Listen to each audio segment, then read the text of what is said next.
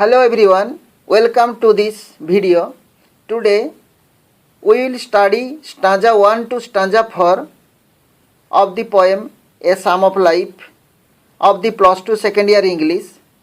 This poem is included in the revised syllabus 2020-21 for CHSE exam 2021. Today's class is taken by our English lecturer S. Ali. Today I am going to teach you a very inspirational poem. Preranatmaka Kavita. And the title is A Psalm of Life. A Psalm of Life. It deals with the philosophy of life, or what you say, art of living. Let us know the title of the poem. Here Psalm, P-S-A-L-M. Psalm means a sacred song. And a psalm of life means a sacred song that sings of life. The poem is written by an American poet named H.W. Longfellow. It is all about the theme of life based on Christian philosophy. The poem teaches us to understand the value and meaning of life. It teaches us how to lead a successful life, how to lead a meaningful life, how to lead a significant life, and to set examples for others to follow. As this is a didactic poem, this is an educative poem. It is packed with valuable advice and mostly about life. Mostly about life. First thing is to understand the reality and seriousness of life. Life is real and it has seriousness. Our life is to be taken seriously. Life is not a dream or illusion. Illusion in Odia, Bhranto, Brahma, the Maya. It is not meaningless at all. It is real and serious. We must take actions of life very seriously. Our life has practical values. It has also a serious purpose. God has assigned us duty to perform very honestly and very seriously. And our life is not meant for only pleasure. It should be packed with action. It should be packed with action. And joys and sorrows are insignificant or are not important in life. We should complete the task that is assigned by the God. And in our life actually, death is not our goal. Death is not our ultimate destination. Only the goal of our life is action. To perform action or to find fulfillment in action is the only goal or destination of our life. The second thing the poem teaches, the transitoriness of time or the temporary time. How to understand the value of time, the importance of time. Here the poet teaches us that time is very temporary. That means our life is temporary. The time passes very quickly. And our life also passes very quickly. Our meaningful action, what do we do in our life what we are doing in our life that has great value and it is everlasting, or it has everlasting impression. We may be strong, but our hearts are going weaker day by day, because every day we are going nearer to the death. Death is not far off. It is not distant. We should make the best use of the moments of life. That is the valuable advice regarding the transitoriness of life. And the third thing the poem teaches us, to value the present time. To value the present time, because present time is the most important time, and it is in our hands. We should not, here the poem teaches us actually, not to trust future, however pleasant it may be. Normally future is very pleasant. It shows us very colorful dreams, but all colorful dreams may not be materialized. And we should not trust future, because future is uncertain. It is beyond our reach. We have no control over future. We should not also brood over the past.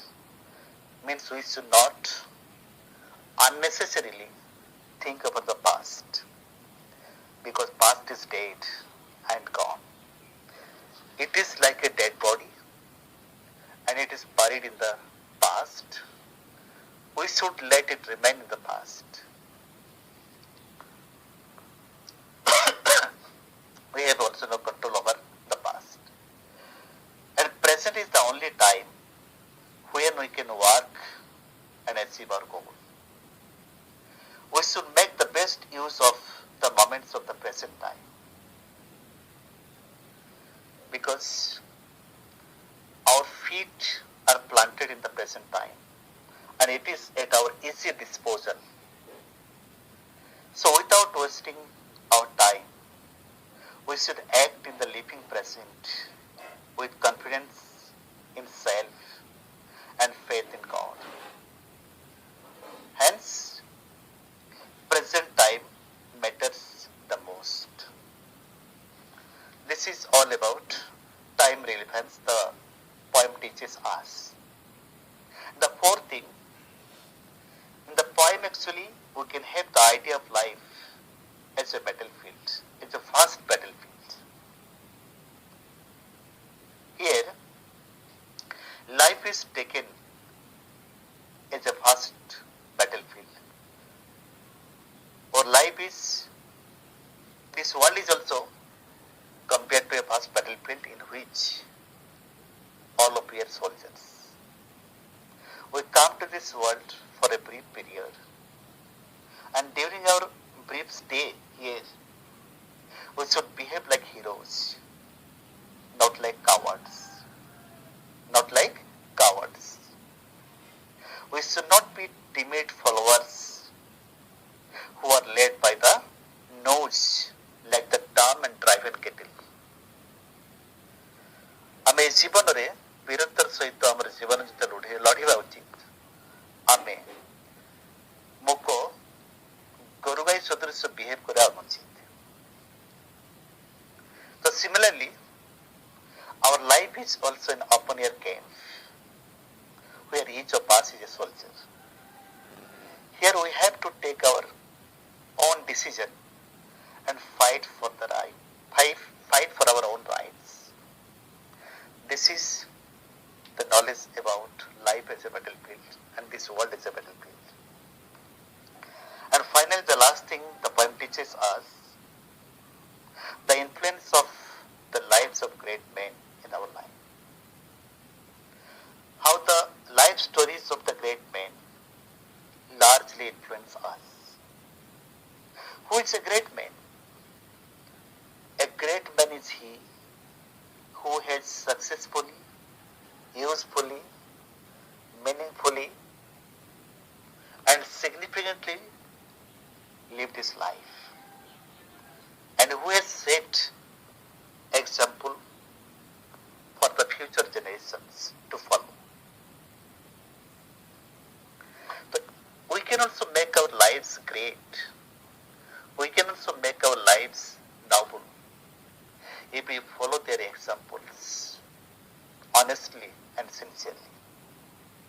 And once we become great in the same process, when we depart from this world, we will leave our footprints, our examples of deeds for others to follow. For others to follow. This poem, A Psalm of Life, has also a subtitle which will help us understand the poem to some extent. And the subtitle of the poem is What the Heart of the Young Man Said to the Psalmist. Psalmist, one who writes Psalm, P-S-A-L-M, is called psalmist. So the subtitle is What the Heart of the Young Man Said to the Psalmist. It is widely known. This subtitle is known all over the world. And the subtitle suggests us that the poet is perhaps talking to someone. Poet is perhaps talking to someone, and it may be a psalmist who is pessimistic in his nature. And he has given pessimistic or nirasabadi, pessimistic views on life. And the poet does not want to accept it because he does not want to listen such type of negative views on life. That is why in the first stanza of the poem, the poet is refuting, the poet is rejecting the negative views on life. The argument that life is nothing but an empty dream. This argument actually the poet refutes here, the poet rejects here. Because according to this pessimistic view, life is meaningless. It is hollow like a dream. It has no meaning of its own. It may not be taken seriously. One should not bother about the things of life if struggle does not have any meaning in life. These are the negative views given by a pessimistic man on life. And here the poet does not want to accept it, does not want to accept it. That is why he rejects this idea. Here life has both positive and negative attitudes. What are the positive attitudes in life? The life is real and life is very serious. Second thing, acting in the present means we should act in the present. Third thing, to do noble deeds in the present time. Positive attitude. And another is to inspire others by living a meaningful life. On the other hand, what are the negative attitudes? Life is a dream. Life has no meaning. Second, brooding over the past unnecessarily and thereby will kill the present time. Third thing, to remain idle, inactive in life. This is a negative attitude. And last one is to dream about future. Actually, if you dream about future, nothing will come positive. Rather, we will kill our present time, or most valuable present time. And finally, in short, the message of the poem is, we should act in the living present with positive bent of mind. Because life is very real and very serious. It is every reality. And the third thing, the poem highlights the ideas that the time is very precious, very valuable. And therefore we should act in the living present to achieve our goal in life. We should follow the footprints of great men in our lives. And I think that is the only way to translate our dreams into reality.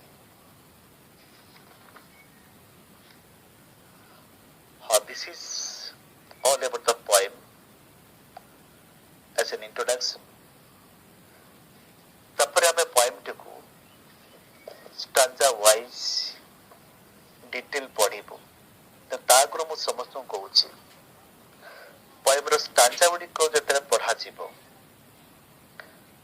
ବହିଟା ଖୋଲିକି ପ୍ରତ୍ୟେକ ଷ୍ଟାଞ୍ଜାର ପ୍ରତ୍ୟେକ ଲାଇନକୁ detail ବୁଝିବ, ପ୍ରତ୍ୟେକ ଲାଇନକୁ detail ଦେଖିବ, ପ୍ରତ୍ୟେକ ଲାଇନର ଗୋଟେ ଗୋଟେ ମିନିଂ ମୁଁ କହିବି, ଗୋଟେ ଗୋଟେ ଅର୍ଥ।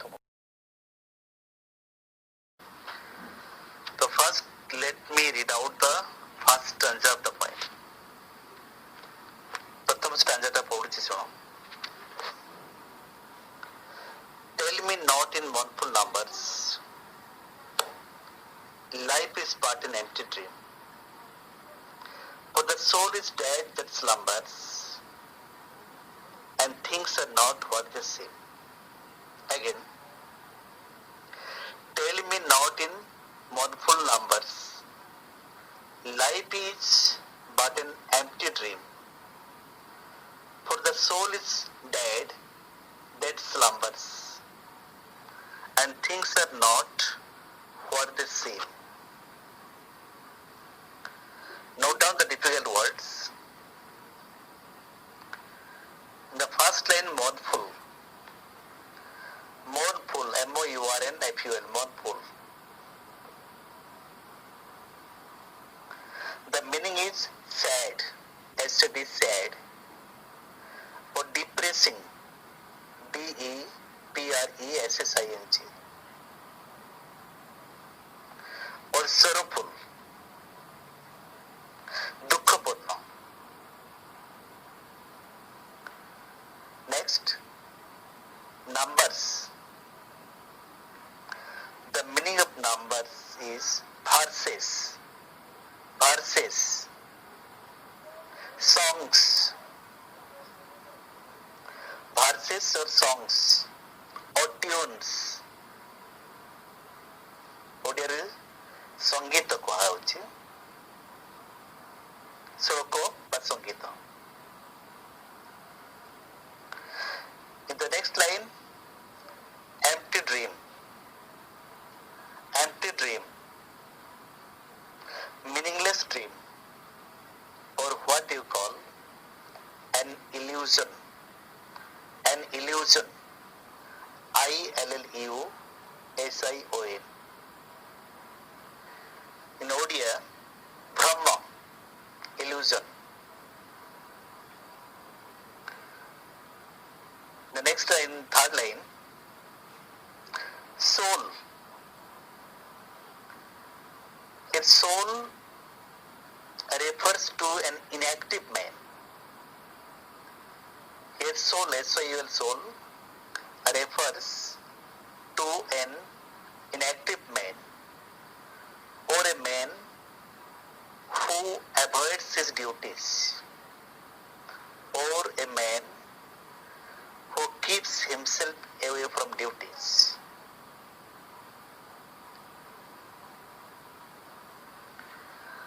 And he is as good as dead. The inactive man as good as dead.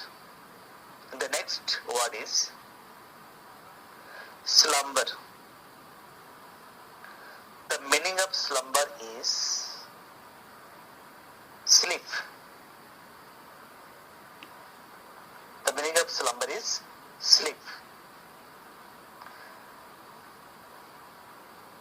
So the total meaning, soul is dead that slumbers. The meaning is like a dead man, like a dead man, like a dead man or inactive man, or an inactive man who is in sleep. So, an inactive man cannot see the realities of life. Cannot see the realities of life. In the last line, the things are not what they seem.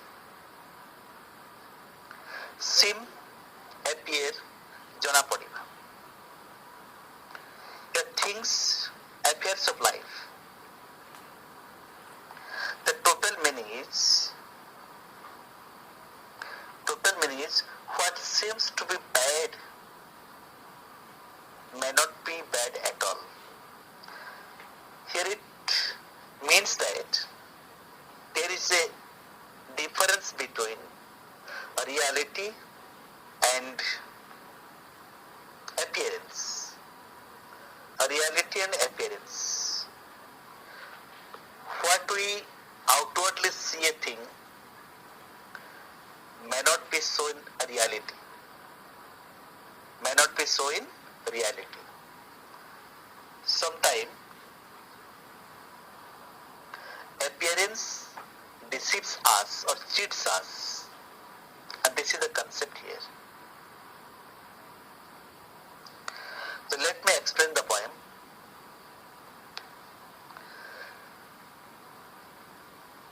Tell me not in mournful numbers.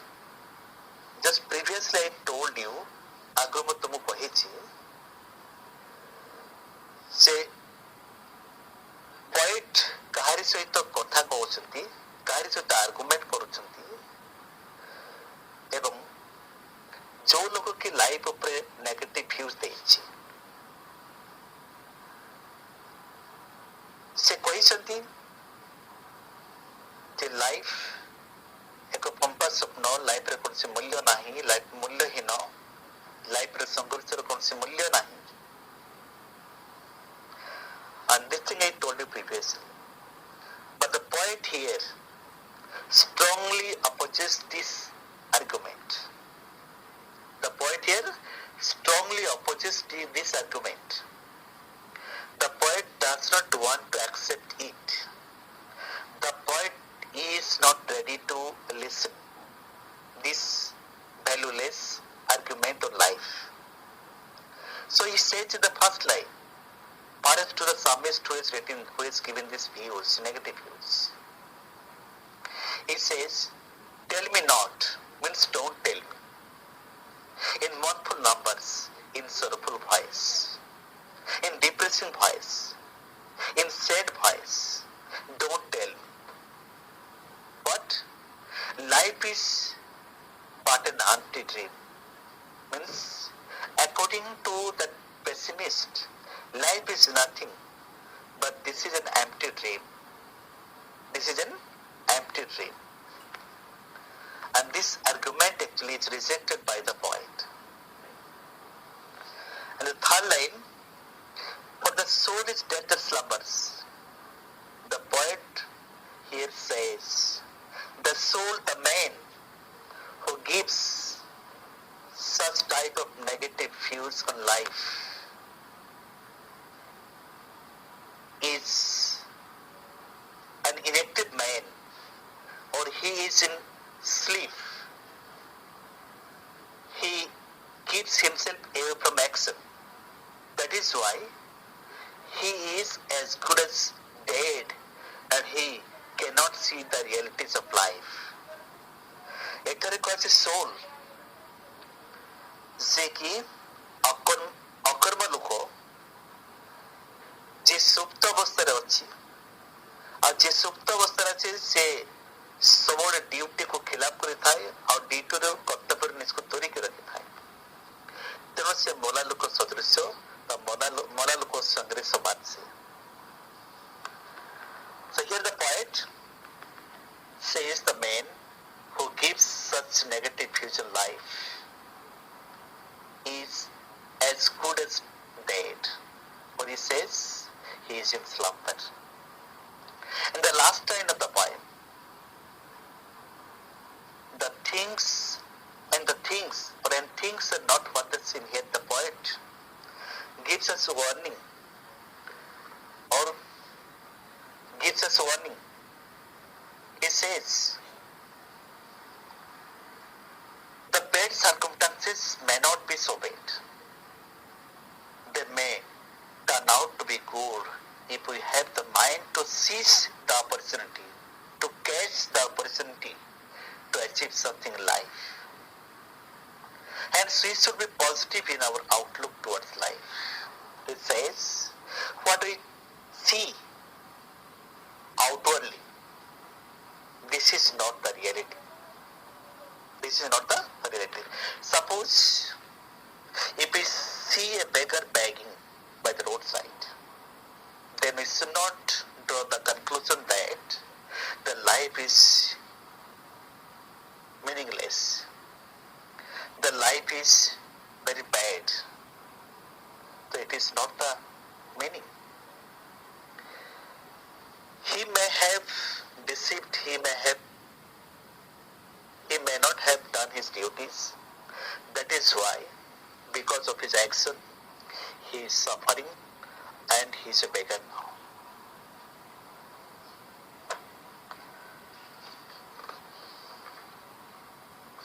I think all of you are clear about the first stanza of the poem.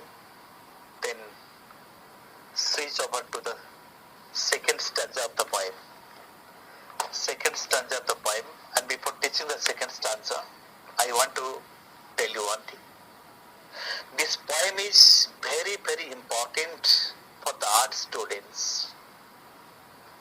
This poem is very, very important for the art students for their exam. So art students should be very much careful to understand the poem in detail. And this is something a difficult poem, very hard to understand. So have patience and try to understand the poem. So let us begin the second stanza. Life is real, life is earnest, and the grave is not its goal. Dust thou art, to dust thou returnest, was not spoken of the soul. Again, life is real, life is earnest, and the grave is not its goal. Dust thou art, to dust thou returnest, was not spoken of the soul.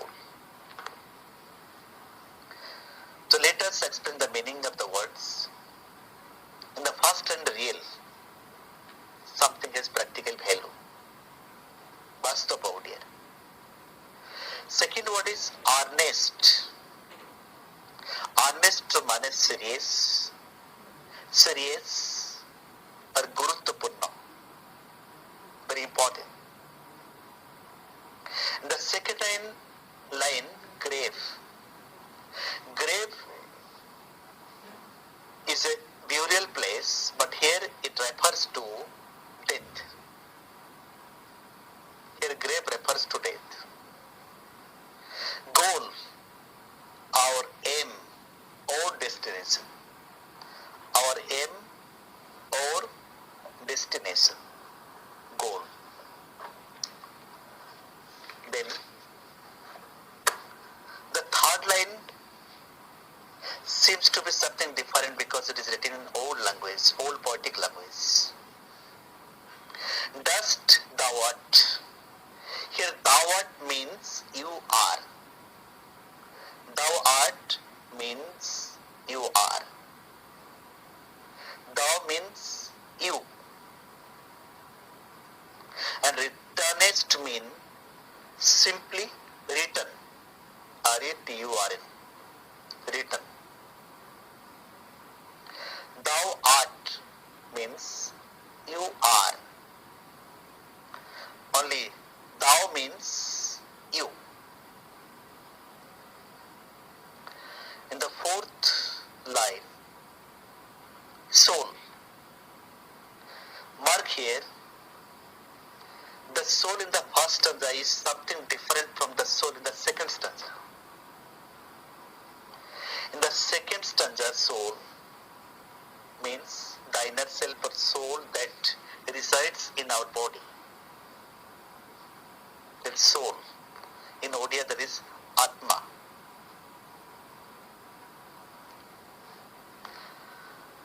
So let me explain the poem. The line, first line. The poet here makes it clear that life is real and life is honest. Previously, he rejects the idea, rejects the argument that life is meaningless, life is a dream, life has no value.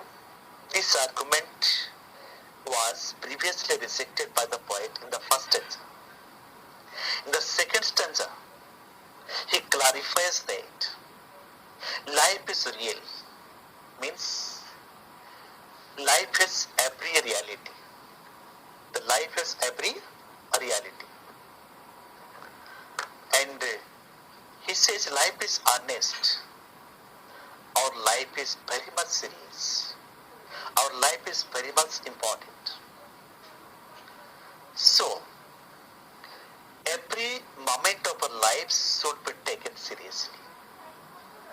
We should give importance to the every moment of our life. Not a single moment of our life should be spared or should be spared or should be wasted without action. Our lives should be packed with action, packed with meaningful action. And the second line he says, and the grave is not its goal. Here he says, grave or death is not the ultimate aim or goal of life. Death or grave is not the ultimate goal of life, not the only goal of life. Because we have come to this world, to perform some duties or assignment that is given by God. So in this world, we have to perform our action to the best. Then here a question arises. What is the goal of life? So we can say the goal of life is action, karma. Goal of life is action or karma. To perform action in life or to perform action is the goal of life. Or you can say to find or to achieve fulfillment in action. Fulfillment in action is the goal of life. Come to the third line. Third line, dost thou want to dost thou returnest. This line is taken from the Bible, from the Old Testament, where origin of human beings is mentioned. This is a biblical reference. And according to Christianity, Christian Dharma answer, according to Christianity, human body is made up of four basic elements. Human body is made up of four basic elements. First one is fire, water, air, and earth or dust. Fire, water, air, and fourth one is earth or dust. Bible says, as man is made up of dust, ultimately he goes back to dust after death. He mingles in the dust after death. So here the point is, according to Bible, human body is temporary. It perishes. It decays. It perishes or it decays. This line tells about the transitoriness of human body. That human body is temporary. It decays. And the fourth line was not spoken of the soul. Here the poet says what the Bible says about human body.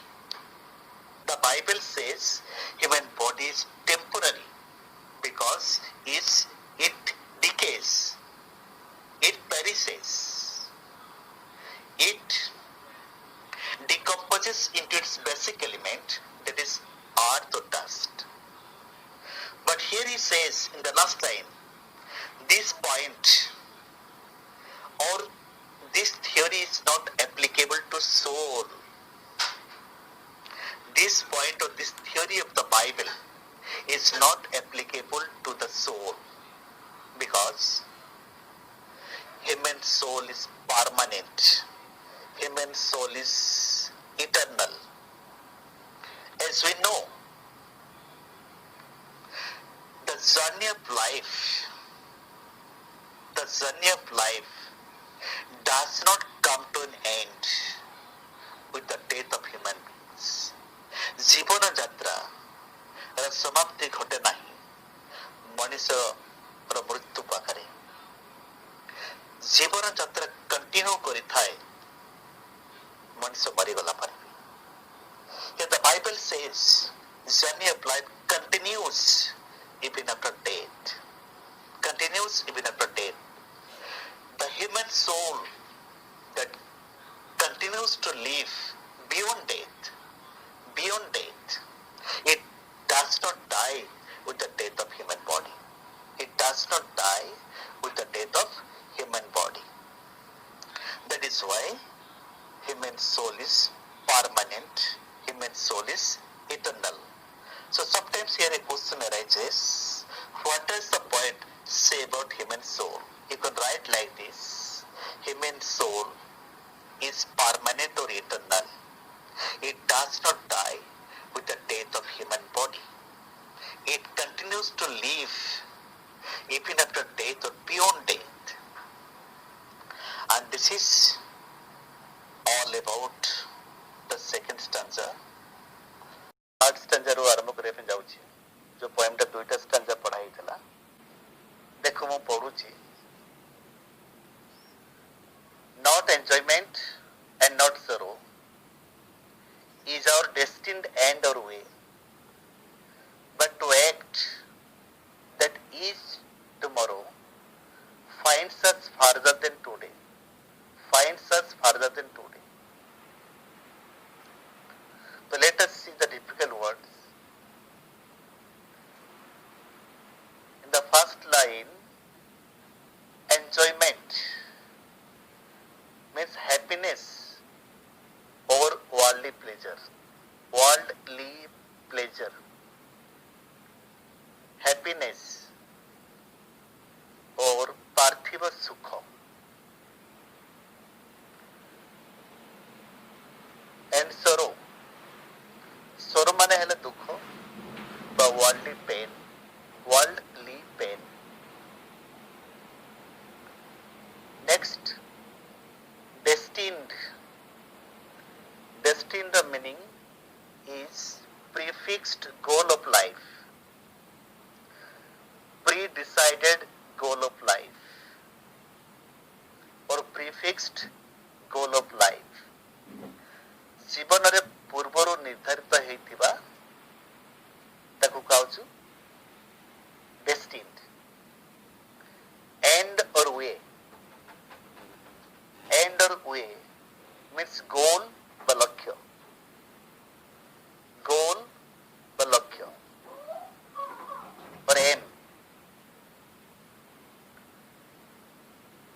Then the third line, act. Act means to perform actions. To perform actions. कार्य संपादन करिबा. कार्य संपादन करिबा actor माने. Then the last line, farther. Farther. Then more distant. F-A-R-T-H-E-R, more distant. Farther. So let us explain the stanza. I am telling you the brief summary, then I will explain. ए स्टांजारे कहा होची किछि लोक अछंती से माने भाबुचंती enjoyment लाइफटा केवल enjoyment ପାଇଁ उद्दिष्ट लाइफटा केवल एन्जॉयमेंट ପାଇଁ उद्दिष्ट ଆଉ କିଛି ଲୋକ ଅଛନ୍ତି କହୁଛନ୍ତି ଜୀବନଟା ଗୋଟେ ଲମ୍ବା ଦୁଃଖର କାହାଣୀ କିନ୍ତୁ ଏଠି ପଏଣ୍ଟ ଆମକୁ କହୁଛନ୍ତି ନା ସୁଖ ନା ଦୁଃଖ କୌଣସିଟା ଆଗରୁ ଆମର ନିର୍ଦ୍ଧାରିତ ହୋଇନାହିଁ ପୂର୍ବରୁ ନିର୍ଦ୍ଧାରିତ ହୋଇନାହିଁ ଜୀବନରେ ସୁଖ କିମ୍ବା ଦୁଃଖ ନିର୍ଭର କରେ ଆମମାନଙ୍କର କର୍ମ ଉପରେ ବା ଆମମାନଙ୍କର କର୍ମର ଚୟନ ଉପରେ ନିର୍ଭର କରେ ହେଲେ ଆମକୁ ଭଗବାନଙ୍କ ଉପରେ ଆସ୍ଥା ବା ବିଶ୍ୱାସ ରଖି ଆମ ମଧ୍ୟରେ କନଫିଡେନ୍ସ ରଖି କାର୍ଯ୍ୟ କରିବାକୁ ହେବ ବର୍ତ୍ତମାନ ସମୟରେ ଏପରି ଭାବରେ କର୍ମ ସମ୍ପାଦନ କରିବା ପାଇଁ ପଡ଼ିବ ଯେପରି ପ୍ରତ୍ୟେକ ଆସନ୍ତାକାଲି ଆମର ଭଲ ପରଫର୍ମାନ୍ସ ବା ଭଲ ସମ୍ପାଦନ ହେଇପାରିବ କାହିଁକି ନା ଯେହେତୁ ଜୀବନ ସର୍ଟ ଲିଭ୍ଡ ଜୀବନ କ୍ଷଣସ୍ଥାୟୀ ଆମେ ପ୍ରତ୍ୟେକ ଦିନ ମୃତ୍ୟୁ ଆଡ଼କୁ ଅଗ୍ରସର କରୁଛୁ ସେଥିପାଇଁ ଏଠି କୁହାଯାଇଛି ପ୍ରତ୍ୟେକ ଆସନ୍ତାକାଲି ଆମକୁ ଆଜିଠୁ ଦୂରେଇ ନେଉଛି କୁଆଡ଼େ ନେଉଛି ନା ମୃତ୍ୟୁ ନିକଟକୁ ଦୂରେଇ ନେଉଛି in English here the poet says some people think that life is only meant for enjoyment. Some people say that life is only meant for enjoyment. And some others people think that life is a long tale of sorrow. Life is a long tale of sorrow. We are destined to suffer. This is the thought of some people. But the poet says, neither enjoyment nor sorrow is our destined or pre-decided goal of life. But sorrow or enjoyment depends on our choice of action. It depends on our action. Means suppose our action decides whether we will get pleasure or we will get sorrow. So we have to act in the present time in such a manner. That every tomorrow will be brighter for us. And we have to think that our life is a short span. Our life is passing very quickly. Being conscious of this theory, being conscious of this transitoriness of life, we have to act purposefully, we have to act meaningfully to achieve more and more in the future. So line wise explanation now. Mark the line. enjoyment and not sorrow. If the poet says neither enjoyment, not sorrow, is our destined end or way, is our pre-decided or prefixed goal of life. Nothing is prefixed. Nothing is prefixed. And in the third line, the poet says, we have to act, but to act, that is tomorrow finds us further than today. But we have to act very honestly, very purposefully, very diligently, that is tomorrow will bring us better result. Is tomorrow will bring us better result. We have to be conscious of it that our life is very short. So, no moment of our life should be left, should be wasted without action.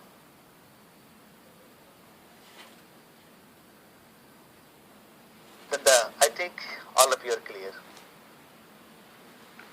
Next, come to the fourth stanza. I am reading out the poem.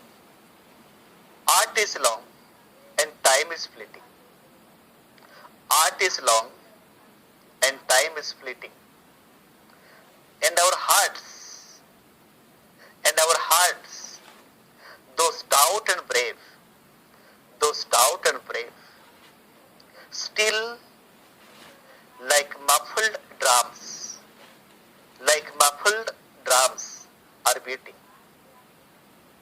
Funeral marches to the grave.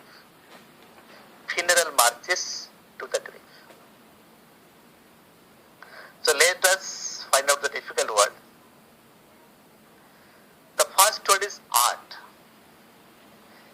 Here the poet takes our meaningful action. As art. Or you can also say the vast knowledge or vast scope for action. You know, God has assigned us duties when we come to this world. And these duties, these assignments actually, is limitless. It has no limit. But time is fleeting. Time is passing very quickly.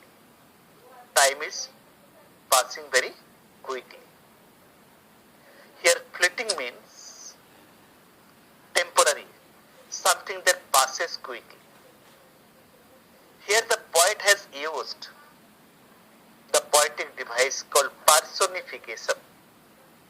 Personification, you know, when abstract things are taken as human beings. Here time is passing very quickly like a human being.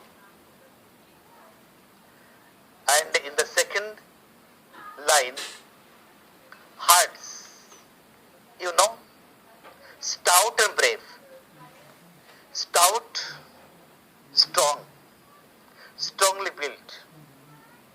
Brave, courageous, sahasi, bold.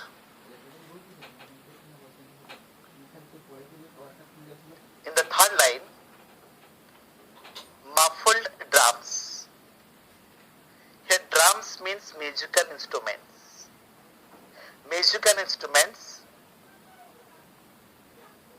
Drums. So muffled drums means drums that are covered with cloth.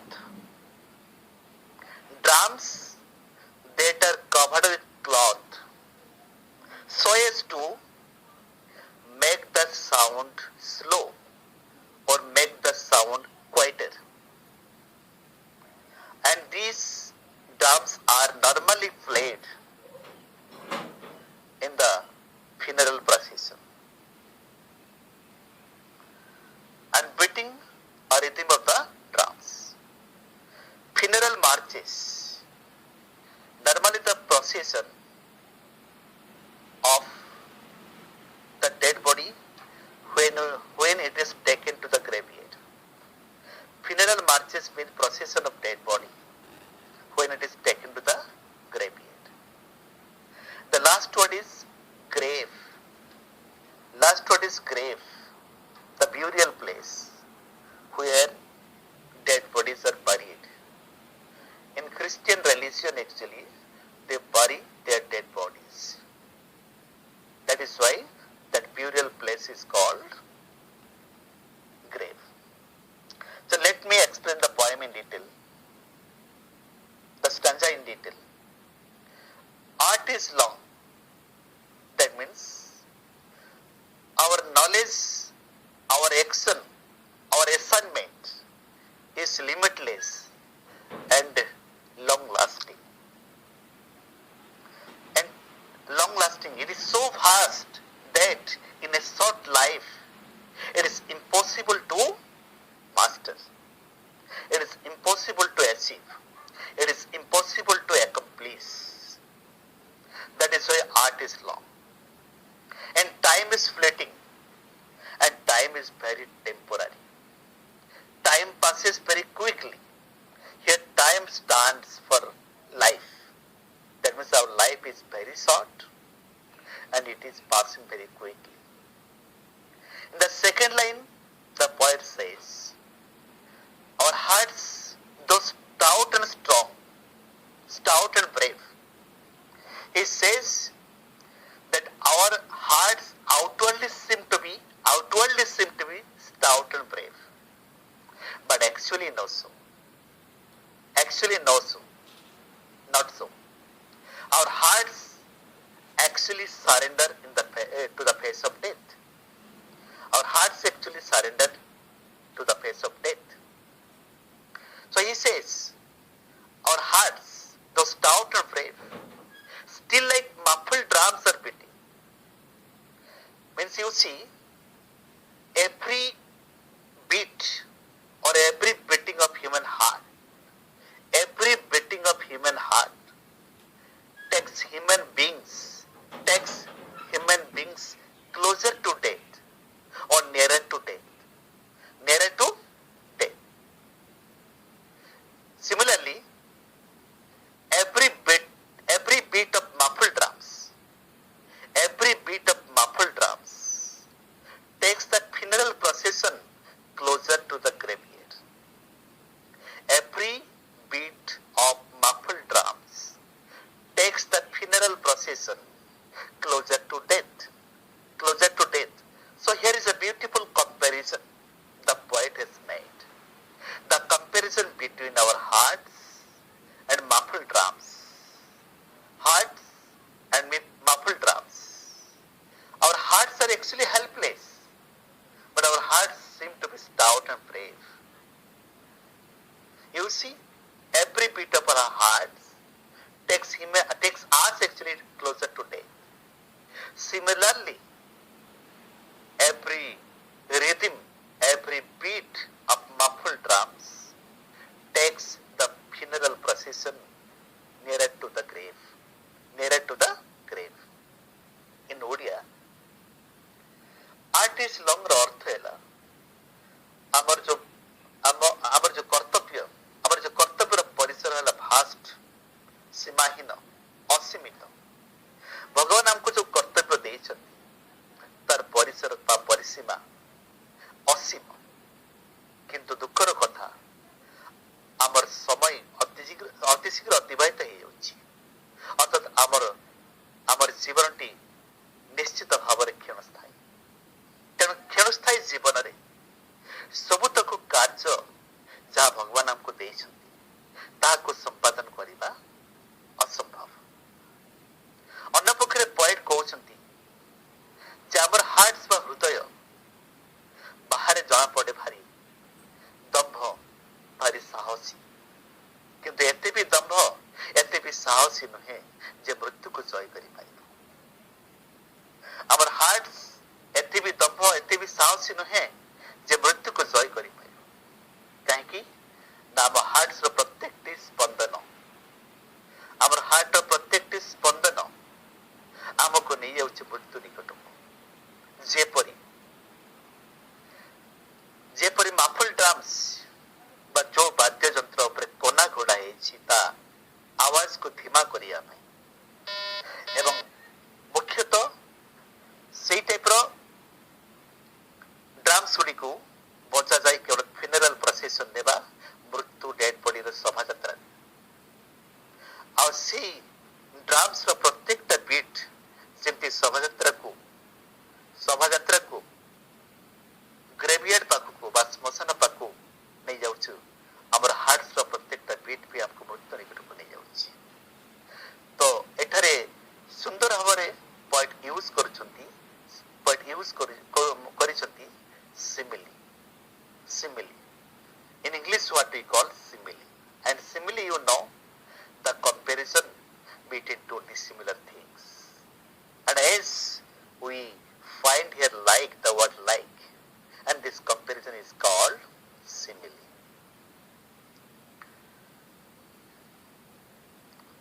Okay, are you clear? I think all of you are clear. I have explained in both languages. Thank you. If you like this video, please like and subscribe now. Thanks for watching.